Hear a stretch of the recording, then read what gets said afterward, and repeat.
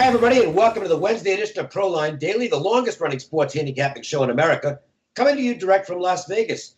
Jim Feist is here. I'm Dave Koch, Jim, it just keeps rolling for you. 2-0 last night. The Jazz and Clippers going under in the late game, and that's 90-52 now. 2-0 in the baseball totals last night, including a high roller with the Pirates and Cardinals under. So, everything's pretty good.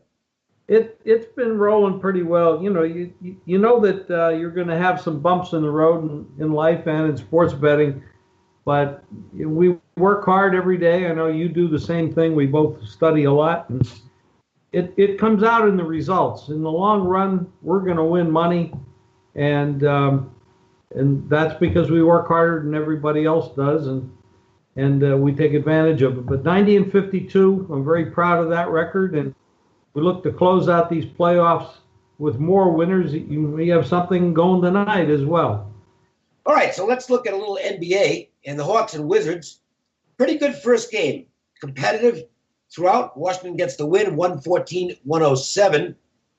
Atlanta has to they have to try and get this one. They should be all out this evening because if you go down 0-2, well, it gets pretty tough. You have to win 4 out of 5 after that. That's simple math.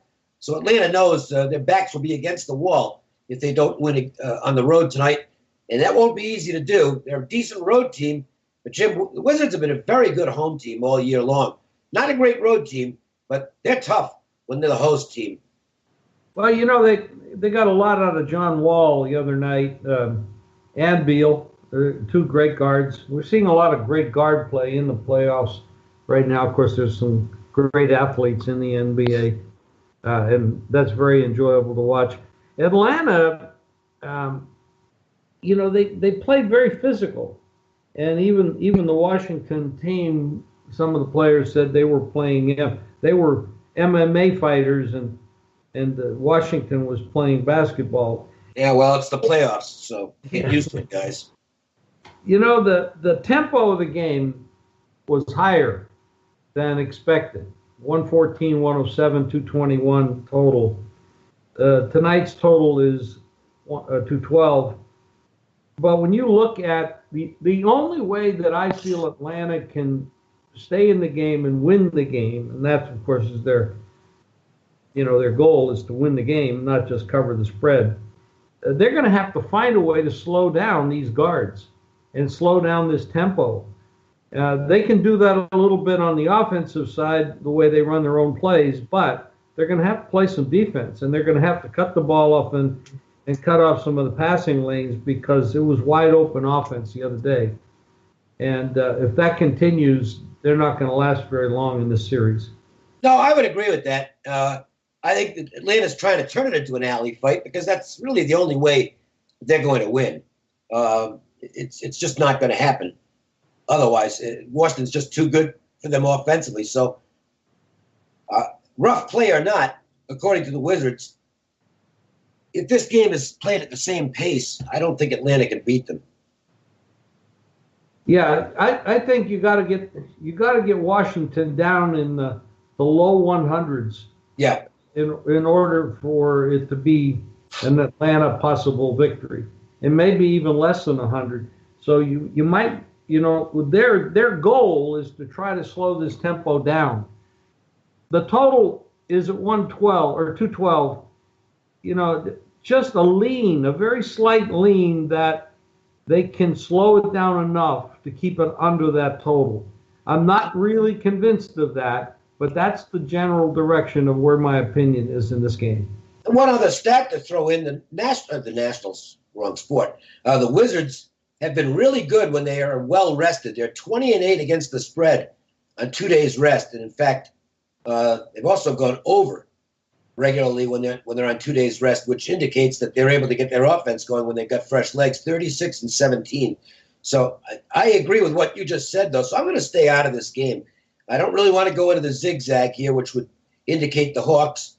But I do think Washington's going to win, and if I had to play the game, I'd take the Wizards in this matchup. Now, Portland and Golden State is interesting because this line's dropping, and the reason for that is Kevin Durant's status, which, as we're making this podcast, is still unknown. He's questionable for the game tonight. So bettors, this is not sharp money, Jim. The ticket count is on the Portland side, and that's no doubt because of the Durant status, and Barnes is also dinged up for Golden State. So that line's dropped from 15 to 13. I'm not going to play Portland here. I think they're outclassed in this series. They hung in the first game, and they did manage to, I think they snuck in under the number, but I'm not convinced that they can play 48 minutes with this team. However, if Durant isn't on the floor, the Warriors, it might be tough for them to cover a number that big. So, it becomes a difficult call. This is the beauty of sports betting is you don't have to bet every game. I mean, obviously, if you like something, then you go ahead and fire on it. But I can tell you, I'm going to stay out of this game tonight. Well, there's 3 great zigzags going tonight with Atlanta, Oklahoma City, and Portland. But when you look at the zigzags last night, they all lost. Yep. Of course, there was a difference there. The zigzags were on the home teams that had lost the previous game, and they were all favored. And that didn't work out so well for the bettors. Well, actually, the Clippers could have been a win or a loss depending on when you played it. That's one of those games where nobody should lose the bet. If you lost your bet on Utah and Clippers, either way, then you're doing something wrong. Well, a lot of people do things wrong when it comes to sports betting because, unlike you and I who don't make those kind of mistakes of betting the wrong numbers, there's a lot of people out there that actually have no time to be shopping. And they have one out. They go to that one out. Whatever the line is, at that moment when they want to make the bet, that's what they play. Yeah, I know. But that's, I tell people all the time, if you're serious about winning, if you're just doing this to have fun, I guess it doesn't matter. But if you're trying to make money, you've got to have more than one out, and you don't have to pay for the high roller screens that we have, which are really detailed. But you can still check out the sites where they'll have current lines, and you can get an idea of whether you're getting the right price or not. And don't play games at the wrong price. It absolutely makes a big difference. Tonight's zigzag, which is basically playing on the team that lost the last game, would all lead to Portland, Oklahoma City, and Atlanta. The difference between tonight and last night was tonight they're all underdogs. So there's maybe a little more validity if you think there's competitiveness. When you look at Oklahoma City and Houston, which we weren't planning on actually talking about, it's quite remarkable that Houston's had this team's number for a while. Yeah, they have. And they killed them with the pick and roll the other night. Houston just annihilated this team. Well, the one guy who I think is the difference maker in this series is Patrick Beverley. He's a great defender, and he owned Russell Westbrook in game 1. Westbrook was absolutely terrible. 6 for 23 from the field, 9 turnovers. He almost had a triple-double that you don't want to get. And Beverly also put in 21 points. So he neutralized Westbrook in terms of points scored and completely dominated him on the defensive side. I got to tell you, I know Westbrook's going to come out firing tonight, but I think he's going to run into the same great defense from Beverly. That's the type of guy who becomes really valuable in the playoffs. Well, he's a shutdown defender. There's no question about it. Oklahoma City's not a bad team, though. They have some weapons. They're going to use some ball screens. They're going to run picks to clear him out and use other players to get open. So it's going to be a chess match between these coaches because you know that Oklahoma City is going to come to play.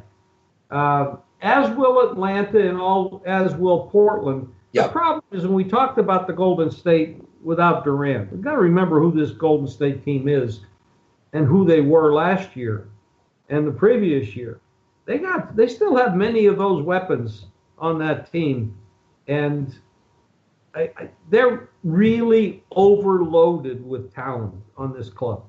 I mean, they got 3 players when Durant's in the game. You got 3 players out there that you can give the ball to, they get your 40 points.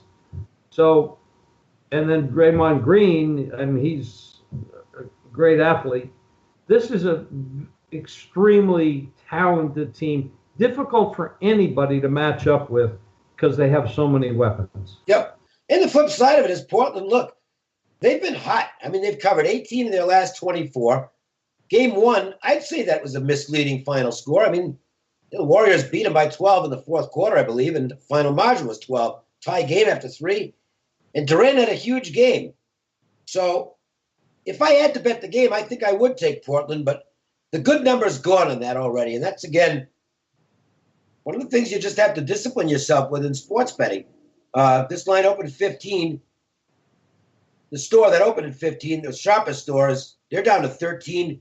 I'm actually seeing the Westgate at 12.5 now, Jim. And I'm seeing Chris at 12.5 also. Yep.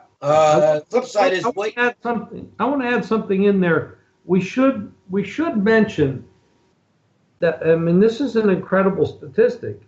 The two guards for Portland are absolutely incredible athletes, and they played so well the other night. That's McCollum, who had 23.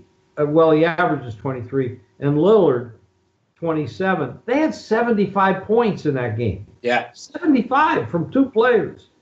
And they still lost the game by, I think it was 12 or 13.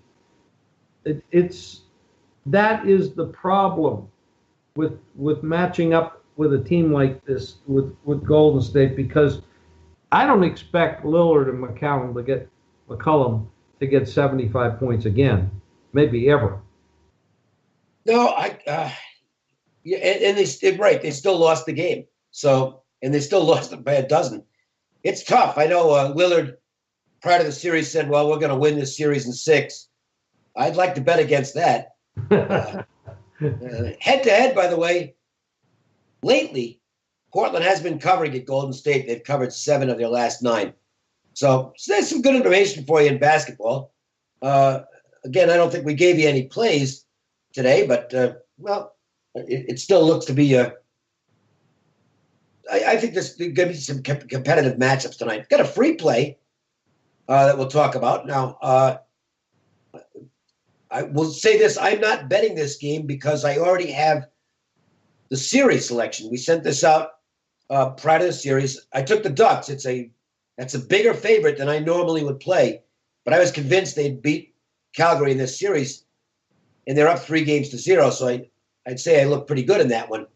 Now, one thing I'll note, though, is that you could make a case that the Flames could have won each or even all of these first 3 games. They've had some really bad luck. They've had a fluke goal really in each game. They've been in a situation where they trailed 2-0 in each of the first games and came back in both those games. Then they had the 4-1 lead late in the second period in Game 3, and Brian Elliott let in a bad goal, and that seemed to wake up the Ducks. The problem is Calgary's now basically dead man walking, and also you have to start factoring in their past with this opponent. Everybody's talked about the ridiculous streak. What is it, 28 now, that they've lost consecutively at Anaheim. I don't know if Calgary has any confidence left. I think they might be mentally fried at this point. And as of this morning, I'm sure we'll know in an hour or so, but we don't even know who's going to be in goal for Calgary, because I'm thinking that Glenn Gullison's got to go to Chad Johnson here, the backup. Brian Elliott has not been good in this series, and it's 3-0. You better try something. I would take the Ducks tonight. It's right around even money. I think they're going to close them out. Again, I'm not going to bet it myself because I've already got Anaheim in the series, so it's kind of a pointless bet at this point. I just want them to win one game, and that's it. I suppose if I wanted to try and make a middle for myself, I'd take Calgary tonight. But I'm not going to do that because I don't think they're going to win. So I'll use the Ducks as the free play for today. And if you want to get free plays every day on a recorded message, we have that for you at 888-294-1970. Yes, Dave, and you can follow me on Twitter, Facebook, and Instagram at Jim Five Sports. Plus, you can get free plays daily by texting GAME, GAME, to 25827. And I think that'll do it for this Wednesday edition. We will try it again on Thursday. Thanks for joining Jim Feist and myself, Dave Koch. We'll see you tomorrow with another edition of Proline Daily live from Las Vegas. Thank you, Dave.